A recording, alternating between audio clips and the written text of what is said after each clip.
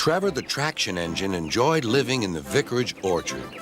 Edward came to see him every day, but sometimes Trevor didn't have enough work to do.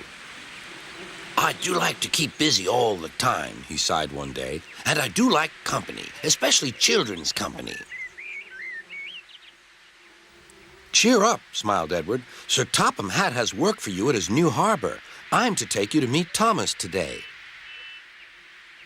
Oh, exclaimed Trevor happily. A harbor, the seaside, children, that will be lovely.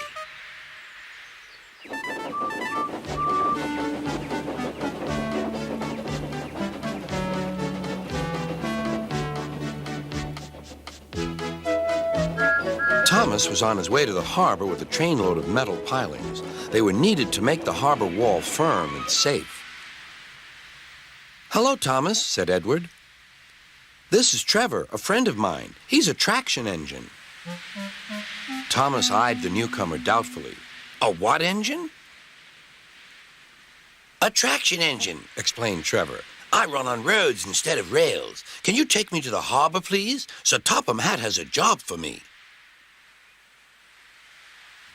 Yes, of course, replied Thomas, but he was still puzzled. Workmen coupled Trevor's car to Thomas's train, and soon they were ready to start their journey.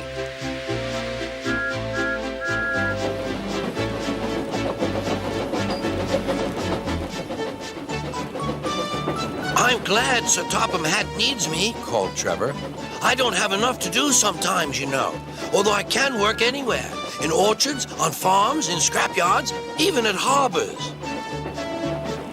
But you don't run on rails, puffed Thomas. I'm a traction engine. I don't need rails to be useful, replied Trevor. You wait and see.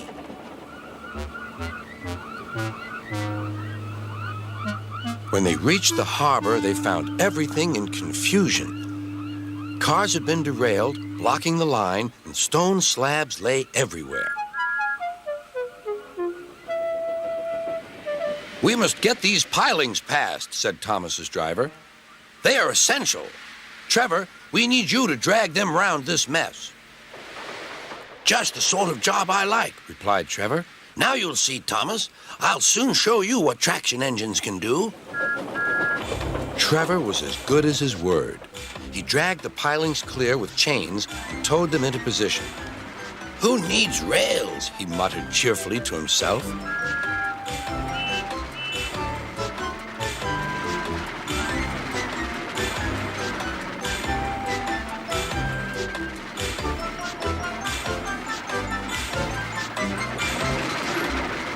Later, Thomas brought Annie and Clarabelle to visit him. Thomas was most impressed. Now I understand how useful a traction engine can be. The coaches were full of children. Trevor gave them rides along the harbor. He liked this best of all.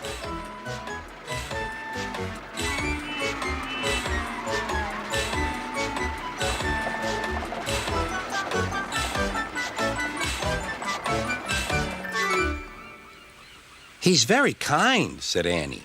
He reminds me of Thomas, added Clarabelle. Everyone was sorry when it was time for Trevor to go. Thomas pulled him to the junction. A small tear came into Trevor's eye. Thomas pretended not to see. He whistled gaily to make Trevor happy. I'll come and see you if I can, he promised.